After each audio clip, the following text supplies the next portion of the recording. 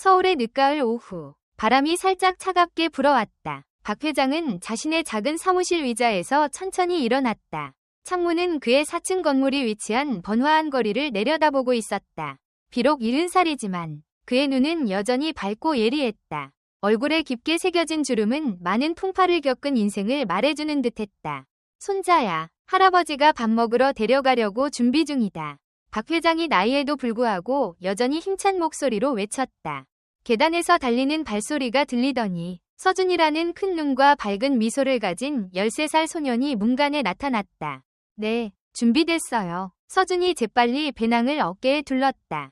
박 회장은 손자를 보며 미소 지었다. 아들과 며느리가 2년 전 미국으로 일하러 간 이후 서준은 할아버지와 함께 살고 있었다. 처음에는 손자를 제대로 돌볼 수 있을지 걱정했지만 서준은 빠르게 그의 삶에서 가장 큰 기쁨이 되었다. 오늘은 김씨네 고깃집에 데려갈 거야. 거기 삼겹살이 서울에서 제일 맛있지. 박 회장이 눈을 반짝이며 말했다. 수학시험에서 높은 점수를 받았으니 상으로 주는 거야. 서준은 흥분해서 고개를 끄덕였다. 그 아이는 맛있는 음식뿐만 아니라 할아버지의 인생 이야기를 들을 수 있어서 할아버지와의 식사 시간을 좋아했다. 할아버지와 손자는 건물 밖으로 나갔다. 문지기가 공손히 인사했다. 안녕하세요, 사장님. 손자분과 저녁 식사 가시나요? 네, 정씨. 오늘 저녁은 아이에게 상을 주고 싶어요. 박 회장은 2015년식 현대 소나타의 문을 열며 말했다. 두 사람이 차에 앉자 서준은 약간 불편해 보였다. 그 아이는 창밖을 바라보며 거리를 따라 주차된 고급차들을 관찰했다. 할아버지, 서준이 망설였다. 할아버지는 왜 수입차를 안 사세요? 준이 아빠 박민호 아저씨는 BMW를 새로 샀고 현호 아빠는 벤츠가 있어요. 박 회장은 백미러로 손자를 바라보았지만 기분 나빠하는 기색은 없었다. 그는 이 나이에 서준이 외적인 것들에 관심을 갖고 친구들과 비교하기 시작한다는 것을 이해했다. 알고 있니? 그가 차분히 말했다. 이 차는 할아버지와 함께 많은 길을 달려왔단다. 마치 오랜 친구 같아. 가장 비싼 것은 아니지만 신뢰할 수 있고 목적에 잘 맞지. 하지만 할아버지는 돈이 많으시잖아요. 그렇죠? 제 친구들은 할아버지가 강남의 큰 건물들을 소유하고 있다고 해요. 박 회장은 웃음을 터뜨렸다. 할아버지는 사람들이 소문내는 것만큼 부자는 아니야. 서준아, 하지만 평생 열심히 일한 것은 사실이야. 할아버지가 어디서부터 시작했는지 알고 있니? 서준은 고개를 저으며 호기심 어린 눈으로 할아버지를 바라보았다. 할아버지는 군대에서 제대한 후 작은 식품 가게로 시작했어. 매일 새벽 4시에 일어나 음식을 준비했지. 할아버지가 번 모든 원은 소중했단다. 그리고 알고 있니? 할아버지의 첫 차는 현대차도 아니었어. 이웃에게서 산 오래된 소형 트럭이었지. 박 회장의 이야기는 날카로운 브레이크 소리에 의해 중단되었고 현대차가 앞으로 세게 밀렸다. 반짝이는 검은색 아우디 R8이 갑자기 차선을 바꾸고 그들 앞에서 멈췄다. 시발. 아우디 문이 열리면서 환한 목소리가 들렸다. 비싼 정장을 입은 30살이 넘어 보이는 젊은 남자가 나왔다. 그의 뒤로 고급 패션을 입은 날씬한 젊은 여성이 따라 나왔다. 이 늙은이, 운전할 줄 모르세요? 그 남자가 현대차로 다가오며 화가 나서 얼굴이 붉어졌다. 박 회장은 차분히 차 문을 열고 나왔다. 그는 아우디의 뒷부분에 작은 움푹 들어간 자국과 자신의 현대차 앞 범퍼에 긁힌 자국을 보았다. 진정하고 상황을 살펴봅시다. 박 회장이 부드럽게 말했다. 다친 사람이 없어 다행입니다. 다행은 개뿔. 젊은 남자가 욕설을 내뱉었다. 이 차가 얼마짜리인지 아세요? 이거 수리하는데 제 재산이 들어갈 거예요. 여자가 다가와 현대차를 경멸하듯 코웃음을 쳤다. 여보, 시간 낭비하지 마요. 저 사람 차 좀 봐요. 아마 보상할 돈도 없을 거예요. 박 회장은 분노가 치밀어 오르는 것을 느꼈지만 그것을 억눌렀다. 그는 차 안에서 걱정스럽고 부끄러운 표정으로 지켜보고 있는 서준을 힐끗 보았다. 보험회사에 전화하는 게 좋겠습니다. 박 회장이 여전히 차분한 목소리로 제안했다. 그들이 누가 옳고 그른지 판단하고 문제를 해결할 겁니다. 보험이요? 젊은 남자가 웃음을 터뜨렸다. 그 모든 복잡한 절차를 기다릴 시간이 있다고 생각하세요? 제가 누군지 아세요? 저는 강현식입니다. 강엔터프라이즈의 CEO예요. 박 회장은 감명받지 않았다. 저는 박선우, 법을 준수하는 시민입니다. 우리는 법 앞에 모두 평등하지 않습니까? 강현식은 미칠 것 같아 보였다. 그의 아내인 서연아가 남편의 팔을 잡아당겼다. 술 마신 후에 운전하지 말라고 했잖아요. 그녀가 속삭였지만 박 회장이 들을 만큼 충분히 컸다. 박 회장은 눈살을 찌푸렸다. 음주운전은 심각한 법률 위반이었다. 그는 전화기를 꺼냈다. 경찰에 전화하겠습니다. 그가 말했다. 당신이 술을 마셨다면 모든 것을 적절한 절차에 따라 처리하는 것이 좋겠군요. 잠깐만요. 강현식이 급히 손을 들었다. 알겠어요. 보험사에 전화하세요. 보험 직원을 기다리는 동안 박 회장은 차로 돌아와 서준을 안심시켰다. 할아버지, 왜 저 사람들이 할아버지한테 그렇게 말해요? 서준이 눈물이 글썽인 채 물었다. 그들은 할아버지가 누군지 모르나요? 박 회장은 슬프게 미소 지었다. 때로는 사람들이 겉모습만으로 다른 사람을 판단하기도 한단다. 서준아, 그것이 할아버지가 너에게 가르치고 싶은 교훈이야. 누군가를 그들이 가진 것으로 판단하지 말아라. 보험 직원이 빠르게 도착했다. 현장과 근처 교통 카메라를 검토한 후 그는 강현식이 안전하지 않게 차선을 변경하고 갑자기 브레이크를 밟아 충돌을 일으켰다고 결론지었다. 강 씨가 이 충돌에 책임을 져야 합니다. 보험 직원이 말했다. 그리고 음주운전 의혹이 있어 이것을 경찰에 보고해야 합니다. 강현식은 얼굴이 창백해졌다. 다시 한번 그의 아내가 그를 옆으로 끌어당겨 뭔가 속삭였다. 강현식이 돌아왔을 때 그의 표정은 변해 있었다. 박 선생님, 그가 훨씬 부드러워진 목소리로 말했다. 제 행동에 대해 사과드립니다. 회사에서 힘든 하루를 보내고 스트레스를 줄이기 위해 술을 조금 마셨습니다. 이 충돌에 대해 전적으로 제 잘못을 인정합니다. 박 회장은 고개를 끄덕였지만 아무 말도 하지 않았다. 그런데 연하가 끼어들었다. 저희는 강남에서 가게를 임대하고 있어요. 혹시 그 건물 주인을 아시나요? 그분 이름이 뭐더라. 박 회장은 살짝 미소 지었다. 박선우 아닌가요? 네, 맞아요. 연하가 고개를 끄덕였다. 그분은 거의 나타나지 않지만 건물 관리인이 그가 매우 부유한 노사업가라고 했어요. 정말 우연이네요. 박 회장이 말했다. 그게 바로 저입니다. 젊은 부부의 얼굴이 변했다. 그들은 서로를 바라보고 박 회장을 보고 다시 낡은 현대차를 보며 믿을 수 없다는 표정이었다. 당신이 건물 주세요? 강현식이 더듬거렸다. 하지만 당신 차는 단지 이동수단일 뿐입니다. 박 회장이 말했다. 그것이 저를 정의하지는 않죠. 말을 마친 후 박 회장은 차로 돌아와 서준에게 말했다. 잠시만 기다려라. 할아버지가 저 두 사람과 이야기할 게 있어. 그는 어리둥절하고 부끄러워하는 표정으로 서 있는 부부에게 다가갔다. 저는 여러분을 경찰에 문제를 일으키게 하지 않을 겁니다. 박 회장이 조용히 말했다. 하지만 저는 여러분이 이 일로부터 뭔가를 배우길 바랍니다. 네, 박 선생님. 강현식이 이제는 공손한 목소리로 고개를 끄덕였다. 제 건물에서 임대하는 여러분의 식당. 그건 고깃집이죠? 네, 연하가 대답했다. 6개월 전에 오픈했어요. 좋습니다. 박 회장이 고개를 끄덕였다. 이것이 제가 여러분에게 바라는 일입니다. 매주 지역의 10명의 노숙자나 가난한 사람들에게 무료로 삼겹살을 대접하세요. 3개월 동안 그렇게 하면 저는 이후 6개월 동안 여러분의 임대료를 20% 할인해 드리겠습니다. 젊은 부부는 이 제안에 놀라며 서로를 바라보았다. 하지만 왜 그렇게 하시나요? 강현식이 물었다. 모든 사람이 변할 수 있다고 믿기 때문입니다. 박 회장이 미소 지었다. 그리고 때로는 우리는 다른 사람의 눈을 통해 세상을 볼 기회가 필요합니다. 식당으로 가는 길에 서준은 잠시 침묵하다가 물었다. 할아버지, 왜 그들을 벌하지 않으셨어요? 그들은 할아버지에게 너무 무례했어요. 박 회장은 백미러로 손자를 바라보았다. 벌은 사람들에게 아무것도 가르치지 못한단다. 서준아, 하지만 친절함과 실수를 바로잡을 기회는 그럴 수 있지. 서준은 고개를 끄덕이며 할아버지의 말을 곰곰이 생각했다. 그들이 식당에 도착했을 때 그 아이가 말했다. 할아버지 현대차가 좋은 것 같아요. 그것은 이야기할 많은 이야기가 있어요. 박 회장은 손자에 대한 자부심으로 가득 차 미소 지었다. 그리고 알고 있니? 그들이 식당으로 들어갈 때 그가 말했다. 가장 좋은 이야기는 차에 관한 것이 아니라 그 안에 타고 있는 사람들에 관한 거란다. 충돌 사고가 있은 지 일주일 후 박 회장은 자신의 작은 사무실에 앉아 창밖을 바라보고 있었다. 첫눈이 내리기 시작했고 겨울의 첫 눈송이들이 아래 분주한 거리 위로 부드럽게 떨어졌다. 그는 한숨을 쉬며 강현식과 서연아 부부와의 만남을 떠올렸다. 그들이 약속을 지킬지 모르겠군. 그가 중얼거렸다. 전화벨이 울려 그의 생각을 끊었다. 강남에 있는 그의 건물 관리인 정민호였다. 박 회장님, 고깃집에서 좀 이상한 일이 벌어지고 있습니다. 민호가 혼란스러운 목소리로 말했다. 그들이 노숙자들과 가난한 사람들에게 음식을 대접하고 있어요.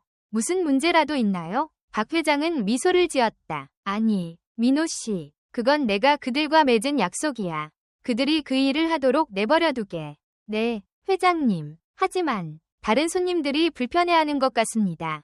여긴 고급 지역이고. 민호 씨. 박 회장이 말을 끊었고 그의 목소리는 진지해졌다. 그 사람들도 우리와 같은 인간이요. 그들도 존엄하게 대우받을 권리가 있어. 누가 불평한다면 그것이 건물의 정책이라고 설명해 주시오.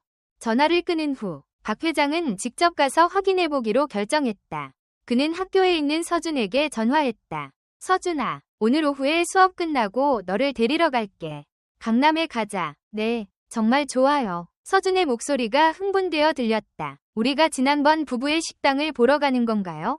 박 회장은 웃음을 터뜨렸다. 그의 손자는 정말 영리했다. 맞아. 그들이 무엇을 하고 있는지 보고 싶구나. 그날 오후, 박 회장은 학교에서 서준을 데리러 갔다. 소녀는 얼굴이 빛나며 차에 뛰어올랐다. 할아버지, 오늘 지리시험에서 A 받았어요. 잘했구나. 박 회장이 손자의 머리를 쓰다듬었다. 할아버지에게 네가 배운 것에 대해 이야기해 줄래? 강남으로 가는 길에 서준은 자신이 배운 국가들, 수도들, 지형에 대해 열정적으로 이야기했다. 박 회장은 경청하며 때때로 손자를 격려하기 위해 질문을 했다. 그들이 강남의 건물에 도착했을 때 박 회장은 근처 주차장에 차를 세웠다. 그는 너무 눈에 띄게 나타나고 싶지 않았다. 우리는 일반 손님인 척할 거야. 그가 서준에게 말했다. 할아버지가 건물주라는 걸 아무에게도 말하지 마. 서준은 이 비밀 임무 아이디어에 눈을 반짝이며 고개를 끄덕였다. 강현식과 연하의 고깃집은 건물 1층에 위치해 있었고 한우 프리미엄 BBQ라는 밝은 간판이 달려 있었다. 박 회장과 서준이 들어섰을 때 그들은 식당이 손님으로 붐비는 것을 보고 놀랐다. 더 흥미로운 것은 식당 한쪽 구석에 약 10명의 사람들이 앉아있는 별도의 공간이 있다는 것이었다. 그들은 소박하게 옷을 입었고 일부는 심지어 낡고 해진 옷을 입고 있었지만 다른 손님들과 똑같이 최고급 삼겹살 접시를 대접받고 있었다. 안녕하세요. 몇 분이세요? 종업원이 다가와 인사했다. 2명이요. 박 회장이 대답했다. 가능하다면 저쪽 구역 근처에 앉고 싶습니다. 그는 노숙자들이 앉아있는 구석을 가리켰다. 종업원은 약간 망설이는 것 같았다. 손님, 저 구역은 특별한 자선 프로그램이 진행 중입니다. 다른 구역이 더 편하실 것 같은데요. 거기 앉고 싶습니다. 박 회장은 부드럽지만 단호한 목소리로 고집했다. 네, 손님. 종업원은 마지못해 그들을 자선구역 근처 테이블로 안내했다. 그들이 앉자 서준이 속삭였다. 할아버지, 저 사람들 노숙자인가요? 그래. 박 회장이 고개를 끄덕였다. 그들은 무료 식사를 대접받고 있어. 서준은 호기심 어린 표정으로 옆 테이블의 사람들을 바라보았다. 아마도 60이 넘은 노인 한 명이 소년의 시선을 포착하고 다정하게 미소 지었다. 서준은 쑥스러워하며 고개를 숙였다. 바로 그때 연하가 주방에서 큰 고기 접시를 들고 나타났다. 그녀는 그것을 노숙자들의 테이블에 내려놓았다. 이건 저희 특별 삼겹살입니다. 그녀가 친절한 목소리로 말했다. 맛있게 드시길 바랍니다. 그룹 중 한 노인 여성이 연하의 손을 잡았다. 고마워요, 아가씨. 이렇게 맛있는 식사를 한 지 정말 오래됐어요. 연하는 미소 지었고 박 회장은 그녀의 미소가 가식적이지 않다는 것을 알아차렸다. 그 안에는 진정성이 있었다. 연하가 돌아서자 그녀는 박 회장과 서준을 보았다. 그녀는 놀라움에 눈을 크게 뜨며 멈춰섰고 그들의 테이블로 빠르게 다가왔다. 박 선생님, 그녀가 조용히 말했다. 여기 오실 줄은 몰랐어요. 우리의 약속을 지키고 있는지 보고 싶었습니다. 박 회장이 대답했다. 그리고 아주 잘하고 계시는군요. 연하는 노숙자들을 바라보며 그녀의 표정이 진지해졌다. 처음에는 선생님과의 약속 때문에 이 일을 했어요. 하지만 그 후에 모르겠어요. 뭔가가 변했어요. 무엇이 변했나요? 박 회장이 물었지만 그는 이미 답을 알고 있었다. 그들의 이야기를 듣기 시작했어요. 연하가 낮은 목소리로 말했다. 저기 노인분. 박동수 할아버지는 전직 교사셨어요. 아내가 암에 걸리고 위료비를 내느라 모든 것을 잃으셨대요. 그 옆에 여성, 김미자 할머니는 작은 가게를 운영했지만 금융위기 때 파산하셨고, 연하는 눈물이 고인 채 말을 멈췄다. 그들은 우리와 다르지 않아요. 단지 불운한 상황에 처했을 뿐이죠. 박 회장은 만족감으로 가득 차 고개를 끄덕였다. 그것이 바로 내가 여러분이 배우길 바랐던 것입니다. 강현식이 뒤쪽 사무실에서 나타났고 박 회장을 보자 빠르게 다가왔다. 박 선생님. 그가 진지한 표정으로 인사했다. 선생님께 전화드리려고 했어요. 이야기 나눠야 할 게 있습니다. 박 회장은 눈썹을 찌푸렸다. 무슨 문제라도 있나요? 아니요. 문제가 아닙니다. 현식이 빠르게 말했다. 오히려 반대예요. 저희는 이 프로그램을 확장하고 싶습니다. 박 회장은 놀랐다. 확장이요? 네. 현식이 고개를 끄덕였다. 매주 10명 대신 더 자주 이 일을 하고 싶어요. 그리고 음식만 제공하는 것이 아니라 그들이 일자리와 주거를 찾을 수 있도록 돕고 싶습니다. 연하가 남편의 말을 이었다. 저희는 몇몇 단골 손님들과 이야기를 나눴어요. 그중 일부는 사업주인데 그들이 일자리 기회를 제공하기로 동의했습니다.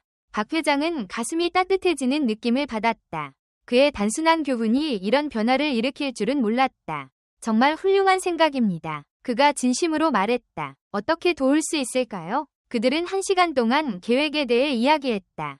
박 회장은 다른 건물 소유주들에게 연락해 프로그램을 확장하는 데 도움을 주겠다고 제안했고, 서준은 모든 것을 경이로운 눈으로 지켜보았다. 석양이 질 무렵 그들은 식당을 떠났다. 거리에는 눈이 더 많이 쌓여 있었고 서울의 불빛들이 하얀 풍경을 비추고 있었다. 할아버지, 서준이 차 안에서 물었다. 왜 그 사람들은 변했어요? 처음에는 정말 무례했는데요. 박 회장은 손자를 바라보았다. 사람들은 인생에서 다른 관점을 볼 기회가 주어지면 변할 수 있단다. 진정한 이해는 직접 경험에서 온다. 강 씨와 연하 씨는 단지 자신들의 세계만 알고 있었지. 하지만 이제 그들은 다른 이들의 세계도 보았단다. 서준은 조용히 생각에 잠겼다. 저도 그렇게 다른 사람들을 도울 수 있을까요? 할아버지? 물론이지. 박 회장이 미소 지었다. 사실 내 학교에서 시작할 수 있는 일이 있을 것 같구나. 차는 눈 덮인 거리를 따라 천천히 움직였고 할아버지와 손자는 더 따뜻한 세상을 만들 계획을 세우기 시작했다. 봄이 찾아왔다. 겨울의 차가운 기온이 물러가고 벚꽃이 흐드러지게 피었다. 박 회장은 아파트 베란다에 앉아 따스한 햇살을 즐기고 있었다. 그의 손에는 오래된 앨범이 놓여 있었다. 할아버지, 뭘 보고 계세요? 서준이 학교에서 돌아와 호기심 어린 눈으로 물었다. 옛날 사진들이란다. 박 회장이 미소 지으며 대답했다. 이리 와서 같이 보자. 서준은 할아버지 옆에 앉았다. 앨범 첫 페이지에는 젊은 시절의 박 회장이 작은 포장마차 앞에 서 있는 사진이 있었다. 할아버지, 이게 할아버지예요? 서준이 놀라워하며 물었다. 그래, 내가 25살 때였지. 군대에서 제대하고 처음 시작한 장사였단다. 박 회장은 사진을 가리키며 말했다. 매일 새벽 3시에 일어나 국수를 준비했었지. 그때는 정말 힘들었지만 그 고생이 나중에 큰 도움이 됐단다. 서준은 경외심을 담아 사진들을 넘겼다. 젊은 박 회장이 점점 나이 들어가는 모습, 작은 가게가 커지는 모습, 그리고 마침내 첫 건물을 구매하는 장면까지. 할아버지, 여기 계신 분이 누구세요? 서준이 한 사진을 가리켰다. 사진 속에는 박 회장과 나이든 남성이 함께 서 있었다. 아, 그분은 나의 스승이셨단다. 김 선생님이셨지. 내가 어려울 때 많은 도움을 주셨어. 박 회장의 눈이 먼 곳을 바라보는 듯했다. 그분이 내게 가르쳐주신 가장 중요한 교훈이 있단다. 성공은 돈이 아니라 네가 세상에 남기는 선한 영향력으로 측정된다고. 서준은 고개를 끄덕였다. 강현식 아저씨처럼요? 그래, 정확히 그렇지. 박 회장이 웃었다. 지난주에 그들의 식당에 가보니 어떻게 변했는지 놀라웠단다. 이제 그들은 매일 저녁 노숙자들에게 식사를 제공하고 몇몇에게는 일자리도 찾아주고 있더구나. 전화벨이 울렸다. 여보세요? 박 회장이 받았다. 아버지, 저희 다음 주에 한국에 돌아갑니다. 전화기 너머로 아들의 기쁜 목소리가 들렸다. 정말이냐? 그럼 서준이를 데려가겠구나. 박 회장의 목소리에서 기쁨과 슬픔이 섞인 듯했다. 통화가 끝난 후 서준은 할아버지의 표정이 복잡한 것을 알아챘다. 할아버지, 괜찮으세요? 그럼 박 회장이 억지로 미소 지었다. 내 부모님이 돌아오시니 기쁘지. 다만 할아버지가 너를 좀 그리워할 것 같구나. 서준은 할아버지의 손을 꼭 잡았다. 저도 할아버지가 보고 싶을 거예요. 하지만 자주 찾아올게요. 약속해요. 다음 날 박 회장은 서준을 학교에 데려다준 후 강남으로 향했다. 그는 강현식의 식당 앞에 차를 세웠다. 이제 식당 앞에는 새로운 간판이 걸려 있었다. 따뜻한 마음, 맛있는 식사. 박 회장이 들어서자 강현식이 환하게 맞이했다. 박 선생님, 어서 오세요. 변화가 많군요. 박 회장이 주변을 둘러보며 말했다. 식당은 더 밝고 따뜻한 분위기로 바뀌어 있었다. 한쪽에는 작은 게시판이 있었고 거기에는 일자리를 찾는 사람들과 일자리를 제공하는 사람들의 정보가 붙어 있었다. 네, 저희가 지역 공동체의 중심이 되고 싶었어요. 강현식이 자랑스럽게 말했다. 매주 목요일에는 노인분들을 위한 무료 식사를 제공하고 토요일에는 아이들을 위한 요리 교실도 열고 있습니다. 두 사람은 조용한 테이블에 앉았다. 실은 선생님께 상담을 구하고 싶어서요. 강현식이 조금 긴장한 목소리로 말했다. 저희가 이 건물 옆 공간도 임대하고 싶은데 직업훈련센터를 만들려고요. 노숙자분들이 새 삶을 시작할 수 있도록 도와주는 곳이요. 박 회장은 놀라움을 감추지 못했다. 훌륭한 생각입니다. 임대료는 걱정 마세요. 그런 목적이라면 특별 할인을 해드리죠. 강현식은 감사의 뜻을 표했다. 선생님 덕분에 저희 삶이 완전히 바뀌었어요. 예전에는 그저 돈과 명예만 쫓았는데 이제는 그의 목소리가 감정에 젖었다. 이제는 아침에 일어날 때 목적이 있어요. 그리고 연아와 저희가 입양을 생각하고 있어요. 그날 저녁, 박 회장은 깊은 생각에 잠겨 집으로 돌아왔다. 서준은 거실에서 숙제를 하고 있었다. 할아버지, 어디 가셨었어요? 강현식 씨를 만나고 왔단다. 박 회장이 대답했다. 그들이 입양을 고려하고 있더구나. 정말요? 그럼 저랑 같이 놀 친구가 생기는 거예요? 서준이 눈을 반짝이며 물었다. 박 회장은 웃음을 터뜨렸다. 아마도. 하지만 그건 그들이 결정할 일이지. 그는 소파에 앉아 서준의 숙제를 살펴보았다. 오늘 학교에서 뭘 배웠니? 우리는 나눔에 대해 배웠어요. 할아버지, 선생님이 우리에게 도움이 필요한 사람들을 어떻게 도울 수 있는지 이야기해 주셨어요. 서준이 자랑스럽게 말했다. 그래서 저는 할아버지와 강현식 아저씨 이야기를 했어요. 박 회장은 놀랐다. 정말? 어떤 이야기를 했니? 어떻게 할아버지가 화내지 않고 그들을 용서하고 도와주셨는지요. 그리고 그들이 어떻게 변했는지도요. 며칠 후, 박 회장은 서준의 학교에서 온 전화를 받았다.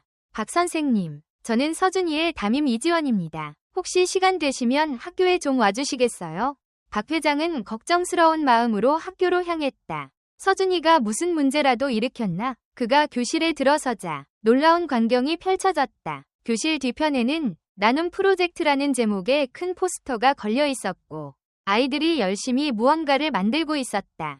박 선생님, 이 선생님이 반갑게 맞이했다. 서준이가 할아버지 이야기를 해줬어요. 그 이야기에 아이들이 너무 감동받아서 직접 나눔 프로젝트를 시작하자고 했답니다.